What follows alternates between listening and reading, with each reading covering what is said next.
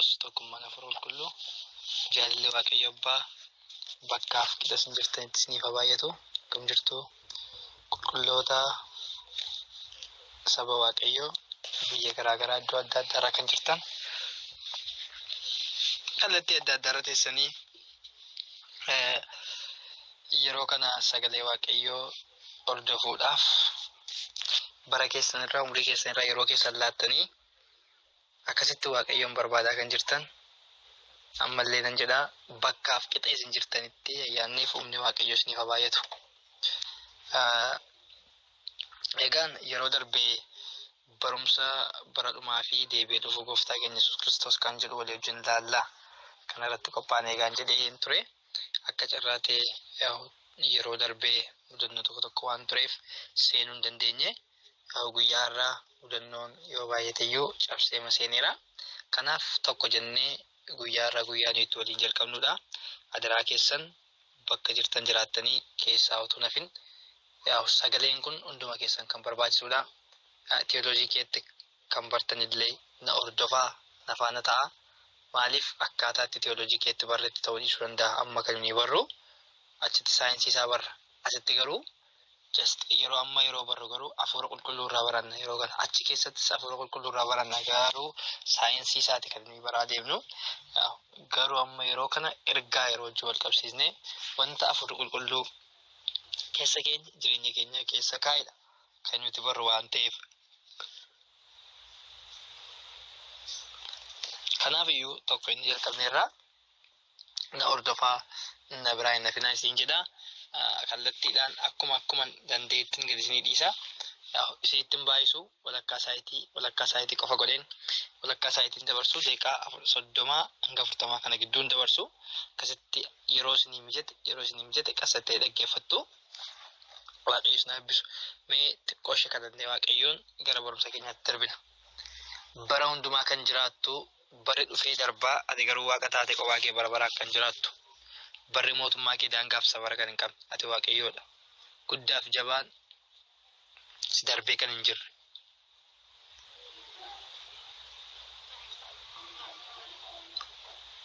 Wanti hundumtuu ilaalcha kee hooggansa kee kan jiraatu. Ati garuu kan si hoogganu kan hin qabne. Baraama bara baraatti Waaqa taate kan jiraattu. Maqaa Gooftaa maqaa Yesuusiin galanni siif haa ta'u. Guddummaa keef jabina kee araara keef hundumaaf si galateeffachaa yeroo kana immoo cubbuuf yakka irraa darba keenya fuula kee duratti dhiyeessinaa. Dhiiga ilma kee Yesuusiin ni qulleessi. Jireenya keenyatti araarami. Qalbii keenyatti araarami. Hafuura keenyaaf hundumaaf araarri kee haa ta'u. Ba'uuf galuu keenya hundumaaf araarri kee haa ta'u. Jireenya kootti, qalbii kootti, hafuura kootti, deddeebii koo hundumaatti kan obboloota koo hundumaatti araarami. Araarri kee nuuf haa ta'u. Ulaan araaraa kee nurratti banamu. Akkuma kana sirraa barachuudhaaf walitti sassaabamneerraa hafuurri keenya qulqulluun dhufee nu barsiisu. Barri kun bara hamaadha. Bara kana binnee kee darbuu kan ittiin dandeenyu bilchina hafuuraa, bilchina dubbii kee, bilchina sagalee kee yoo qabaanne qofadha. Isa kanaaf hundumti keenya iyyuu Waaqayyo Gooftaa machaa sirraa baruudhaaf walitti qabamnee jirraa. Kottuu nu barsiisi. Barsiisaa dhugaas ta'e hafuurri kee qulqulluun nu barsiisu. Jireenya keenya, qalbiin keenya, hafuurri keenya hundumtu sirkatti nuuf eegamu. Nu wajjin ta'e nu gargaari. Ayyaanni humni kee nuuf baay'atu. Kanaan kan mormumni hamaa lafa jirutti bakka jirutti humna keetiin hidhamu. Qilleensa kanarraa lafa kanarra dhaabatee nu mormuu hin dandeenye.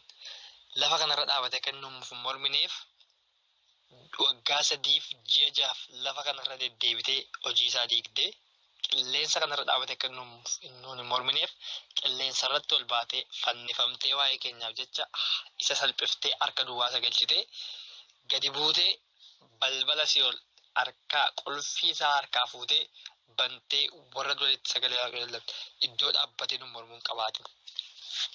Seexanni keenya, diinni keenya, amajaajiin keenya bakka dhaabatee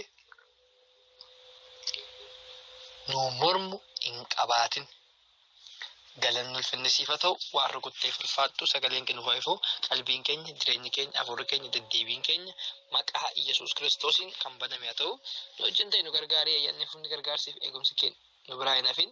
Anaanis na gargaarii. Ana mucaa wallaalaa dadhabaa qulqulloota kee dura ayyaana kee abdadhee beera ayyaanni kee naaf baay'atu maal gochuu akka hin danda'u dubbii sagalee kee hafuura kee naaf baay'isi akkamitti dubbachuu akka hin danda'u na gargaari ayyaanni kee wanta dubbadhu arraba koo irra kaa'u galanni finni siifatoo maqaa gooftaa Yesuusiin ameen.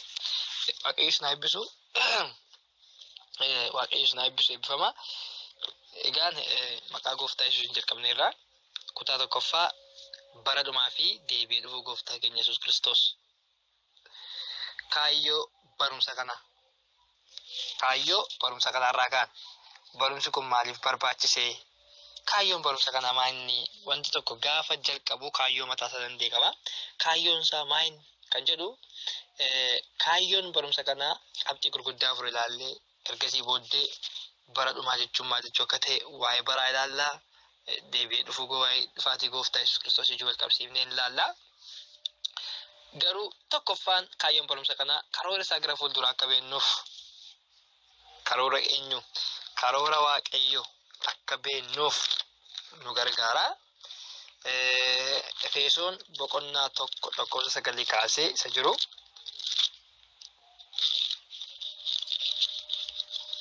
nan dubbisaan deema.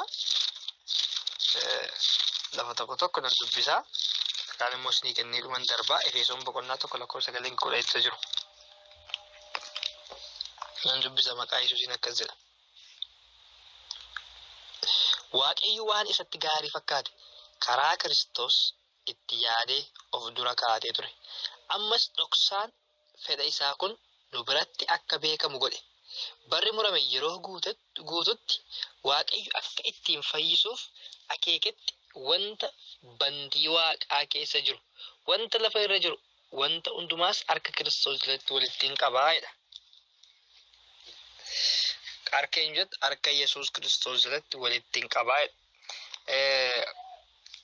Inni guddaaf inni olaalaan kaayyoon barumsa kanaa maali yoo jettan wanta gara fuula duraatti ta'u yookaan karoora isaa gara fuulduraa isa arraamin fuula duratti maal akka nu eegaa jiru.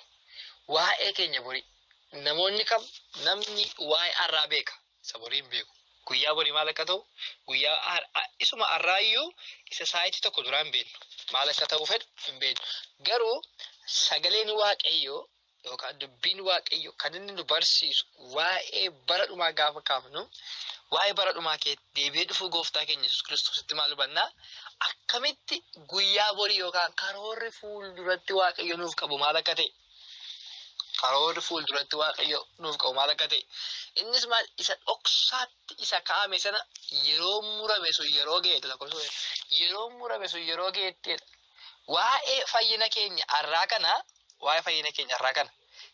raajonni abbootii amantaa garaagaraa kanneen akka Daani'el fa'aa jalaa dhokachaa ture rakkachaa turan ilaa arguu hin dandeenye yeroo kana waaqayyo dhoksee kaa'e. Nutti garuu maal godhe fidee nuuf laate yeroo bareedaa kana keessumne nu immoo godhane booddee yeroo isa amma bara dhumaa jedhamu kana keessatti isa dhufnee argan subaayidhaan wal qabsiifnee yeroo nu itti ilaallu jira. Yeroo kana keessatti dhufnee maal akka nuyi taanu barbaada? Fuula duratti waaqayyo fayyuun keenya waamamuun keenya maaliif? Akkuma namoonni kaan jedhan har'uma jiraannee darbina moo? Dhuguma boriif waaqayyo akeeka nuuf qaba moo? Dhuguma boriif nu fayyisuuf jedha moo? Moo akkuma warra kaanii akkuma filoosofoonni garaagaraa jedhan har'a jiraannee bor duuna. Gaafa duunu immoo qilleensa irratti yookaan akkuma horii lubbuun keenya akka kana ta'a moo dhuguma waaqayyo boriif akeeka nuuf qaba kan jedhu baruufi. Lammaffaan Qorontos isa duraa boqonnaa 15 Qorontos isa duraa boqonnaa 15 lakkoofsa 24 isa jiru.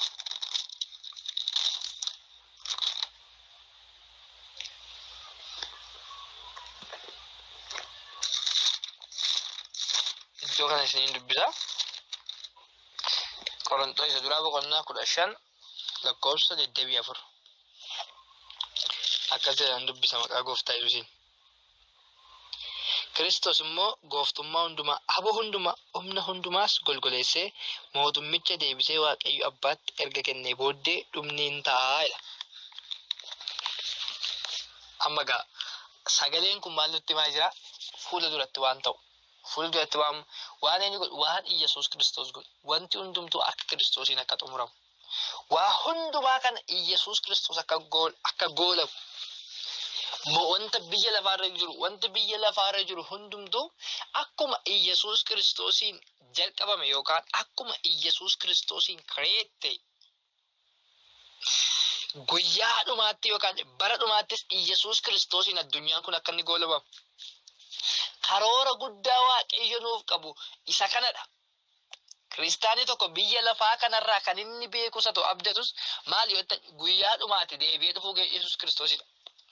Egaa isa kana keessatti dhumni yeroo kam gaa mootummichi hundumaa golgoleessee miilla isaa jala gaafa inni ka'u dhumni hin taa'edha.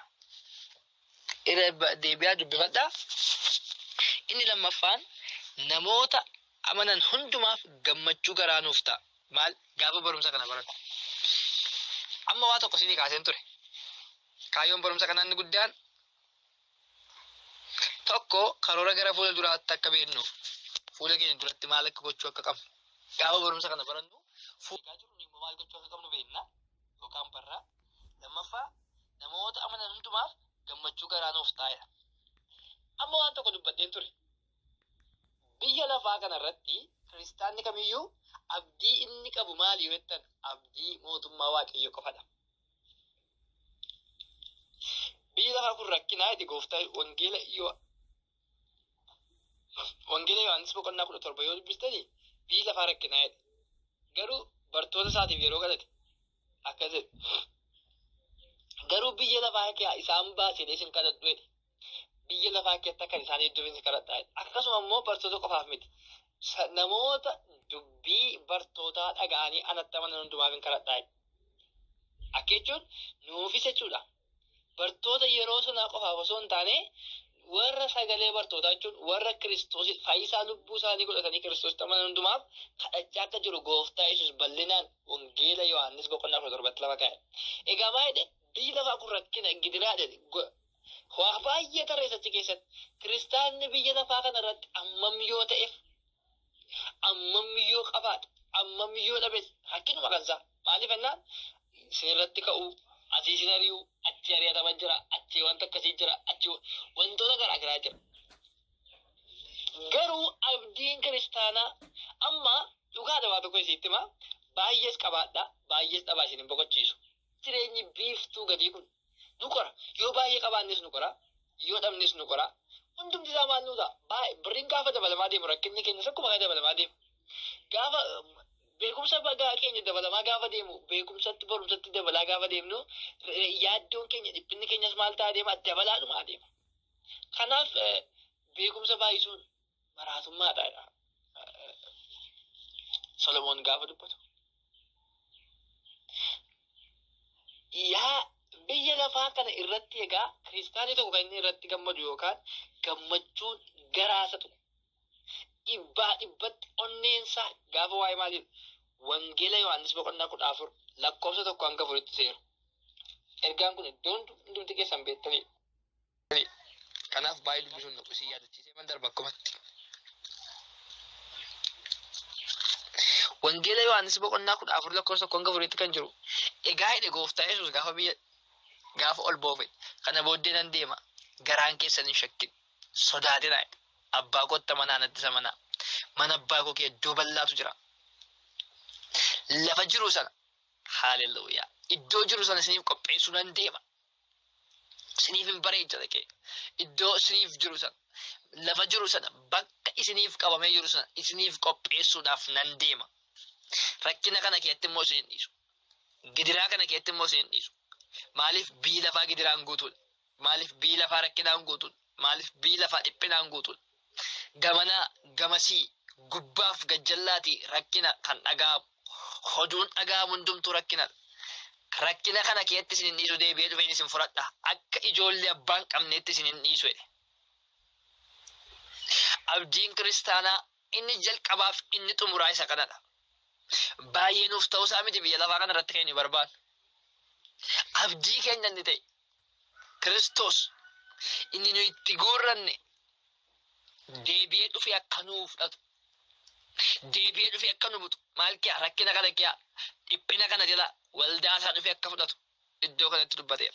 Kanaaf gaafa waa'ee bara dhumaa kana barannu, gaafa waa'ee deebi'ee dhufuu Yesuus Kiristoos kana barannu, gaafa abdiin keenya isa akka ta'e bartee lubbuun keenya isa irratti of gadu, gaafa waa'ee bara dhumaa kanaaf waa'ee deebi'ee dhufuu Kiristoos kana yaadu jalqabnu garaan keenya gammachuu guddaa nu godhata.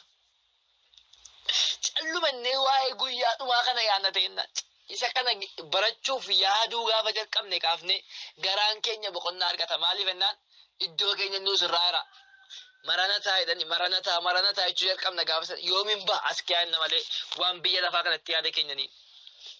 Yoomin sooroma, yoomin qabeenya argadha, yoomin akkas ta'a, yoom wantoonni akkas jedhan kun nutti dhagaabu gaafa sana kallattiidhaan gara Yesuus Kiristoos ilaalu yoomin mana koo iddoo koo sanatti galaadha kan nutti dhagaabu.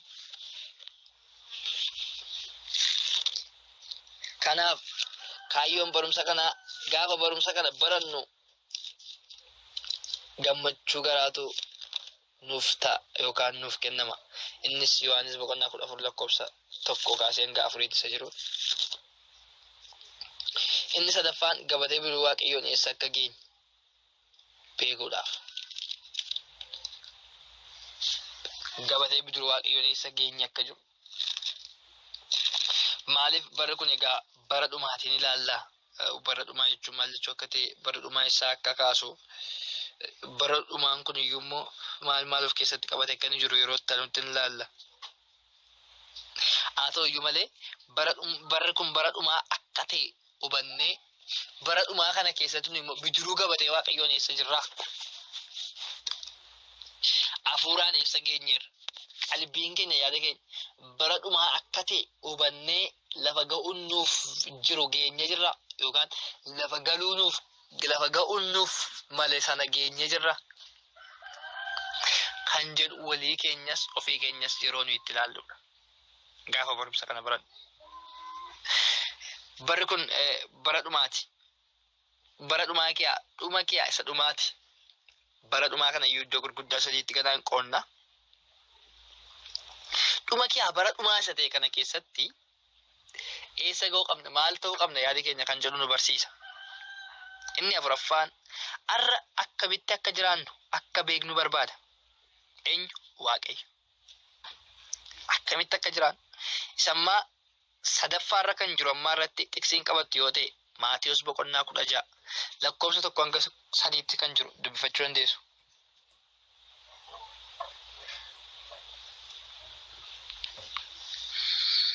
Afuraffaa jettanii har'a akkamitti akka jiraannu akka beeknu barbaada. Ermiyaas boqonnaa 10 lakkoofsa 2. Asteer boqonnaa 3 lakkoofsa 8. Ermiyaas boqonnaa 10 lakkoofsa 2. Asteer boqonnaa 3 lakkoofsa 8. Egaa har'a akkamitti akka jiraannu barri kun bara dhumaa tenneerra waa'ee bara dhumaa kana baruu gaafa jalqabnu kaayyoon barumsa kana sheeppinu godhachuudha. Akkamitti jiraachuu akka qabu. Akkamitti deddeebi'uu akka qabu. Maaliif sagalee Waaqayyoo maalidha? Efesoon boqonnaa 5 lakkoofsa 15 fi 16 ni jiru. Egaa akkamitti akka deddeebitan haleelaa ilaalladhaa. Akka warra ogeessotaatti malee akka warra ogeessota hin ta'initti hin jiraatinaa. Barri kun bara gadhee waan ta'eef. Bara gadhee kana keessatti akkamitti deddeebi'uu qabna? Akkamitti jiraachuu qabna? Callumannee akka namoonni nu bukkee jiraatanitti, akka hiriyoonni keenya nu bukkee jiraatanitti, akka dhaloonni jiraatutti, akkuma abbaan arge warri nuyi ekeleefaa warri nuyi beeknu jiraatanitti jiraachuu qabna. Lakki qajeelfama keenya kan ta'e dubbii sagalee Waaqayyoo akkamitti akka nuyi jiraachuu qabnu waan nu barsiisuuf bara dhumaa kana keessatti akkamitti jiraachuu akka nuyi qabnu kan waan nu barsiisuu qaba. Kanaaf egaa amma yeroo waa'ee barumsa kana amma gaa introduction ilaalaa jirra gaa amma gara barumsaatti ganaa galamayyuu kaayyoo barumsa kanaa ilaalaa jirra. Gaafa waa'ee barumsa kanaa barachuu jalqabnu tokko lamaatiin waa'ee barumsa kanaa barachuu gaafa jalqabnu akkamitti jiraachuu qabna of ilaaluu jalqabna jechuudha. Maaliif akka hin shawwadamnetti guyyoota gara dhumaa kana keessatti baay'ee qophoofnee eeggannu yoo ta'e isa dhumaa dhugaadha waa tokko isitti barri nuyi keessa jiru xumurameera isa fumaa bara dhumaa jedhamne dhuma kiyaasa dhumaa caafiirra sageedha. Yerootti mul'achuun ilma Waaqayyoo yookaan Kiristoos Yesuus deebi'ee dhufuunsaa itti shakkamaa jiru arraa borii isaan beeknu malee baruma keenya kana kee taa'ee dhamee shakkamaa jira. Umurii keenya kana kee baruma keenya kana kee akka inni ta'u shakkiif mamiin qaba. Adeemsa macaafa qulqulluun qajeelfama gaayidii kiristaanotaas ta'e dubbii sagalee waaqayyootiin gaafa qorree ilaallu baricha isa dhumaa akka inni ta'e ni argina waan ta'eef baruma keenya kana kee dhamee shakkama.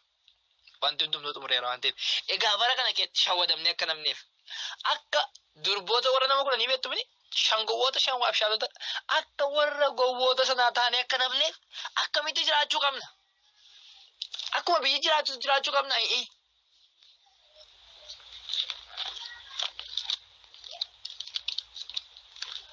Mee Ermiyaas boqonnaa 10 lakkoofsa 2 irra seeru kan isin dubbisu.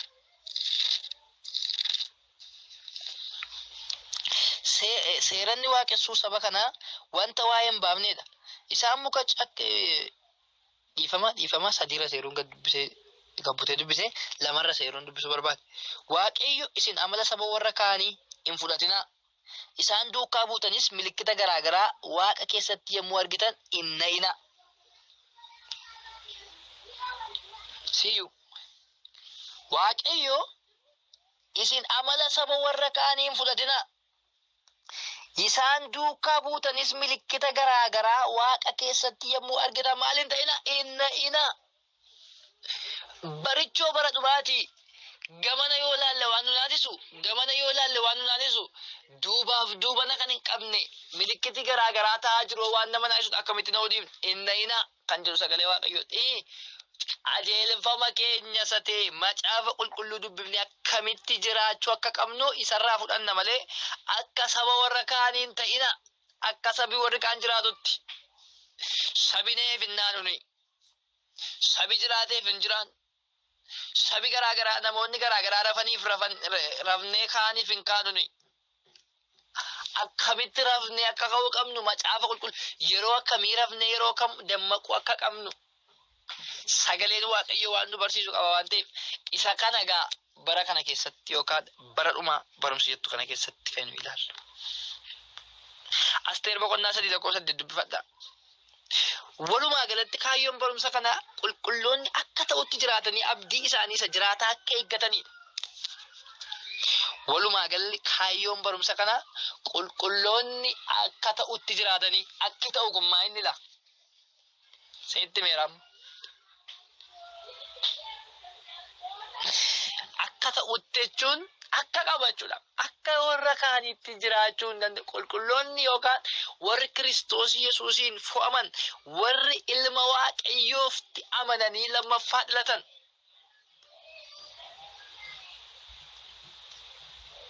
Warri lammaffaa dhalanne akkatti jiraannu qabna jechuudha. Akka warra kaaniitti hin jiraannu. Gadhiisimaan hin jiraannu. Killaa keessatti of eegnee jiraannu qabna. Dhageessaniitu killaa keessatti of eegnee jiraannu qabna. Akka ta'utti isheen jettu gaa killaa kanadha. Killaa kana keessatti hin ba'in. Killaa kana keessatti of eegnee killaan kun maayinni? Killaan sun dubbii sagalee waaqayyoof hafuura qulqulluudha. Killaa hafuura qulqulluu keessatti of eegnee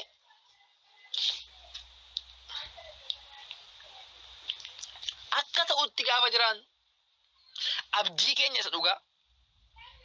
Abdii lubbuu keenyaa ta'e jireenya bara baraa sana bira ga'uu dandeenya. Kanaaf walumaa galatti kaayyoon barumsa kanaa qulqulloonni akka ta'utti jiraatanii abdii isaanii isa jiraata akka eeggatanidha. Ergaa kana amma kana laallee booddee bara dhumaa jettu. Bara dhumaa kan jedhu kun afaan Giriikiitiin iskaatoloojii jedhama. Bara dhumaa inni jennu afaan Giriikiitiin iskaatoloojii jedhama. Iskaatoloojiin kun jecha garaagaraa lamarraa dhufe. Jecha garaagaraa lamarraa dhufe. Afaan Giriikii ta'ee woordii garaagaraa lamarraa kan walitti dhufedha. Innis iskaatoo kan jedhuuf loojii kan jedhudha.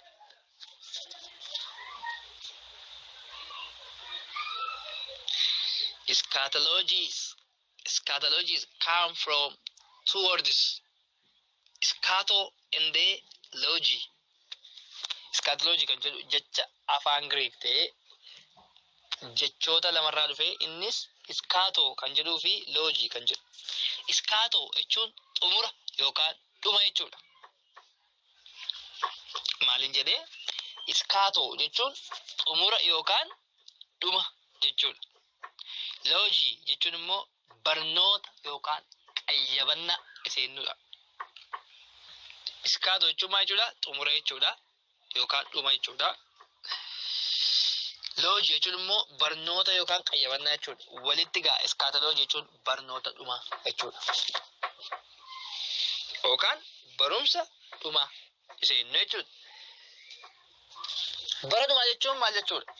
Bara jechuun walumaa gala bara jechuun sawaa'ee bara dhumaatti deebina. Bara jechuun lakkoofsa waggootaa jechuudha. Lakkoofsa waggootaa. Bara kanaan darbee gaafadhan waggaan hin lakkaa'ama. Waggaa tokko lama sadii walitti ida'amni waggootaa bara jedhamu. Lakkoofsa waggootaa jechuudha. Bara dhumaa jechuun erga gooftaan keenya Yesuus Kiristoos dhalatee tajaajila jalqabee kaasee bara dhumaa jedhama. Maarqos boqonnaa tokko lakkoofsa 14 hanga 15tti seeruudha. Iddoo kana isiniin dubbisa. Iddoo baay'ee barbaachisaadha waan ta'eef isiniin dubbisa. Barri dhumaa kun itti jalqabee kan jedhuudhaaf kakuu haaraa keessa Yesuus Kiristoos jalqabee bara dhumaa Maatiyos Maarqos boqonnaa tokko lakkoofsa 14 seeru. Dan dubbisa akkas jedha. Yohaannis Cuuphaan mana hidhaatti dabarfamee erga kennamee booddee Yesuus kutaa biyya Galiilaa dhufee wangeela Waaqayyoo lallabe. Barichi raawwatameera. Mootummaa Waaqayyoos dhiyaateera. Yaada garaa geeddaradhaa wangeelatti amanaa jedhee. Haleluuyaa. Barichi maal ta'eera? Xumurameera. Maal ta'e? Raawwatameera. Maal barichi? Barichi kun xumurameera raawwatameera waan ta'eef mootummaan Waaqayyoos duukaa waan dhiyaate bara xumurame jechuun maaltu dhiyaate? Mootummaa Waaqayyoo dhiyaate waan ta'eef yaada garaa keessan geeddaradhaa maalitti amanaa? Wangeelatti amanaa. Kun isa jalqabaaf Yesuus Kiristoos afaansaa saaqqatee barsiisuu gaafa jalqabu waa'ee bara dhumaaf mootummaa Waaqayyoo barsiise. Barichi raawwateera xumurameera mootummaan Waaqayyoos dhiyaateera. Tokko kiyaaboo fi tokkotti lixuu fedha. Haleluuyaa. Maal? Barri isin amma keessa jirtan kun kiyaabaa jira. Barri biraan tokko kan hin jijjiiramne, rakkina kan hin qabne, gidiraa kan hin qabne, leeyyoo kan hin qabne, salphina kan hin qabne, yaaddoo kan hin qabne, dhiphina kan hin qabne, barri haaraan tokko dhufuuf jedha. Bara kanatti dhiyaachuuf immoo waan tokko gochuu qabdu. Yaada garaa keessanii geeddaradhaa. Akka kaleessa dheengaddaatti miti. Akka barootaaf guyyoota darbanitti miti. Yaada garaa keessanii haaressaa. Bara isa haaraa kanatti darbuu barbaaddu yoo ta'e waa tokko isitti badheedha. Yaada garaa keessanii haaressaa. Haleluuyaa. Yaada garaa keessanii haaressaatii wangeelatti immoo amanaa. Isa booddee mootummaan kun barri inni darbuu fedhu kun ariifatee darbee bara isa dhufaa jiru kana keessatti yookaan mootummaa isa dhufaa jiru kana keessatti hin darbitu. Maaliif? Mootummichi waan haaraa qaba. Jireenya haaraa qaba. Deddeebii haaraa qaba. Boqonnaa haaraa qaba. Kanaaf iyyuu isa kanatti darbuudhaaf maal gochuu qabdu? Yaada garaa keessanii haaressuu qabdu. Yaada garaa keessa jijjiirrachuu qabdu. Geeddarachuu qabdu. Akka kaleessa dheengaddaatti deemuu qabdan.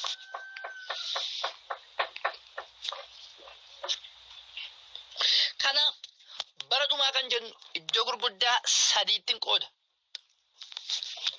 Bara dhumaa kan jennu bara dhumaa iddoo gurguddaa sadiittiin qooda. Sagalee kanarra dhaabadhee bara dhumaa iddoo gurguddaa sadiittiin qooda. Kofii kooti.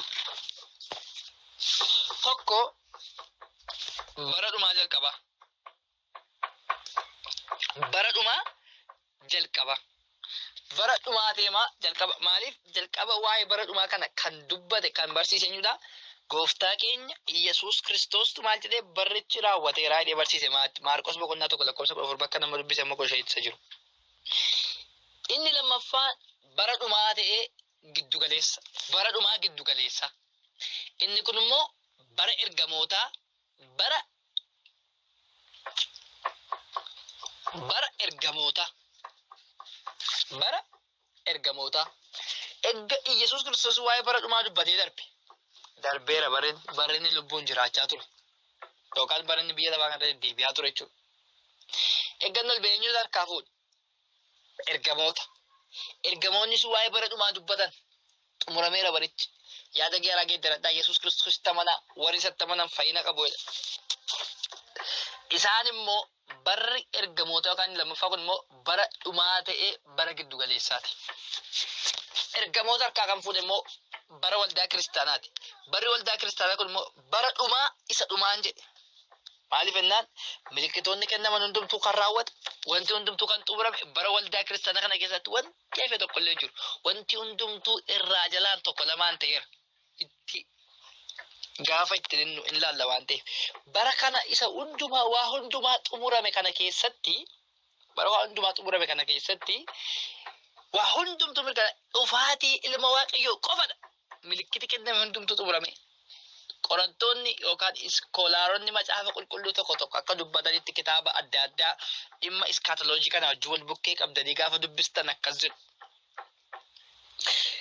Persentiin 75 xumurameera. Persentiin 25 hafee persentiin 25 hafe immoo malakatee afuufamuu, samaa'iin banamuu, ilmi waaqayyoo ulfinaan mul'achuu. Warri kun immoo gaafuma Yesuus Kiristoos aluma tokkicha malakata afuufamaa, malakata afuufamuu fi samaa'iin gargar banamuu tokkumaa ilmi waaqayyoo duumessootaaf duumessi gargar baname ilma waaqayyoo simataa. Yeroodhuma sana immoo ilmi waaqayyoo macca qulqulloota iddoo wajjin gadi mul'ata. Kun immoo wal faana mul'achuma Yesuus Kiristoos duukaa waan ta'udha waan ta'eef persentii 25 kun mul'achuma isaan xumurama. Akkanaafiyyuu 99 xumuramee persentii tokko dubitti tafaa. Persentii 75 xumurameera raateera Israa'elaan kan ta'u. Si'um 25 isaa al tokkicha kan ta'u qofatu hafee. Kanaafiyyuu wanti hundumtuu xumurameera. Kanaafin taa'ee bara dhumaa kana iddoo gurguddaa sadiitti qoode bara dhumaa jalqabaa innis bara gooftaa Yesuus Kiristoos deddeebi'ee barsiisaa ture. Inni lammaffaan bara dhumaa isa giddu galeessa bara ergamoonni barsiisaa turan yookaan bara ergamootaa. Inni sadaffaan bara waldaa kiristaanaa kun immoo bara dhumaa isa dhumaa wanti hundumtuu isatti raawwatee dhufaatiin ilma waaqayyoo duwwittiin eegamaa isa jiru jechuudha. Waaqa tokkichaan ala hundumtuu jalqabaaf xumura qaba. Waaqa tokkichaan ala hundumtuu jalqabaa fi xumura qaba. Isaayyaas 43:13 macaafa raajichaa Isaayyaas 43:13 seera ba'uu 3:14 mul'ata 22:13 seera ba'uu 3:14 mul'ata 22:13 Waaqayyo garuu isa dhumaati. Waaqayyo isa kamiidha? Isa dhumaati. Wanti hundumtuu jalqabaaf xumura qaba. Bara dhumaa kan jedhu kana dhuma jalqaba kan qabaatanii dhuma wanti hundumtuu jalqabaaf dhuma qaba. Namni jalqaba qaba. Xumura qaba. Biyyi lafaa kun jalqaba qabdi, xumura qabdi. Biyyi lafaa kana irratti wantoonni garaagaraa mootonni jalqaba qabu, xumura qabu, hin ka'u, hin darbu. Biyya lafaa kana irratti amma nuyi jiraannu jalqabaaf xumura qaba. Sadduunee garuu bara baraan ganaa jiraan biyya lafaa kana irratti. Jalqabaaf xumura kan hin qabne alfaa omeegaa jechuun waa hundumaa jalqabsiisee inni xumursiisu waaqayyo keenya waaqa guddaa qofadha.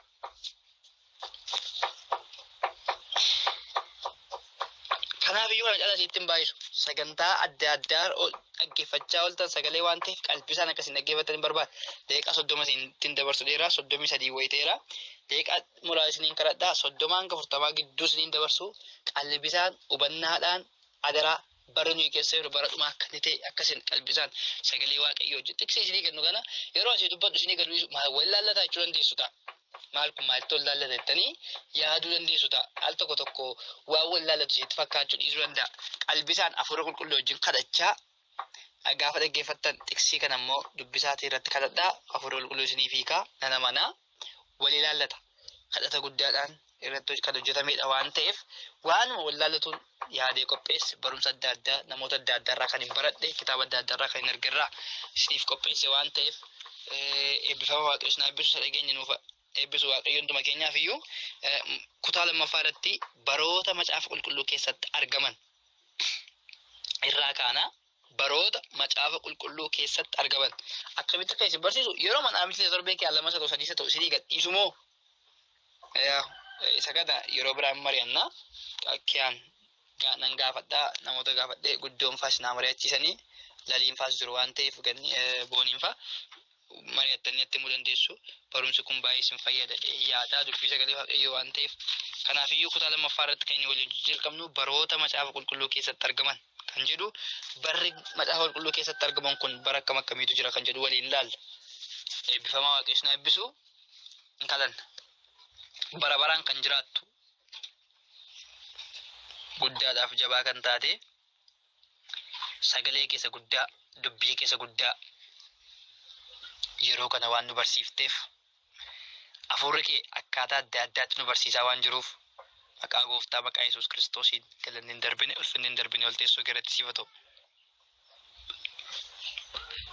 Jiraattee nu jiraachiftee ceetee nu dabarsitee yeroo kana immoo garaan keenya akka hin raafamneef lapheen keenya akka hin raafamne hin parapharamneef akka hin naaneef sagalee keessa jiraataa akka jirutti hafu dubbii keessa jiraataa dubbii keessa guddaa sabaa hundumaa gochuuf aboof aangoo qabu.